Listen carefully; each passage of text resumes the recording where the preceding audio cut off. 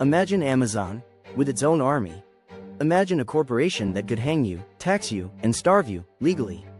That company existed, and it ruled India. The East India Company was chartered in 1600.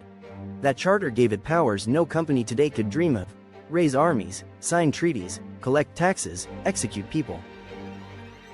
By the 18th century, it ruled over 200 million Indians. This wasn't empire building, it was privatized conquest. The Battle of Plassey, a war that never happened in 1757, is taught as a military victory. It wasn't.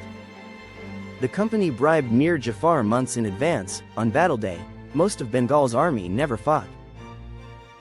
Siraj-ud-Daulah lost not to bullets, but to accounting. After Plassey, Bengal's treasury was looted, artisans lost protection, textile industries collapsed. This single betrayal reshaped India's future. In 1770, Bengal stopped producing enough food. The company responded by doing the unthinkable: increasing land taxes, seizing grain as revenue, exporting rice overseas. The famine killed 10 million people. That's more than World War I casualties in Britain.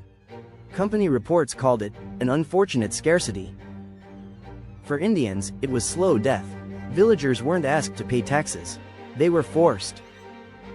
Failure meant crops burned, livestock seized, public beating. Some districts lost so many people that tax records simply read, deserted.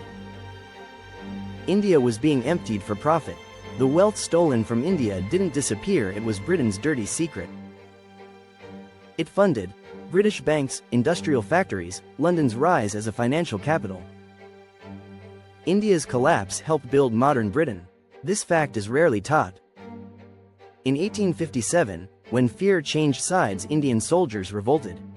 Not suddenly, after decades of humiliation. The company's response was terror. Mass hangings, firing squads, prisoners blown from cannons. One British officer wrote, "We must strike terror, or we lose India." That sentence ended the company. Britain realized the truth and the crown panicked. This corporation was not governing, it was destroying stability. In 1858, Parliament seized India from the company. The East India Company, once the richest corporation on earth, was finished. The East India Company didn't collapse because it was immoral. It collapsed because it proved something terrifying. When profit is given absolute power, human life becomes a cost. And India paid the price.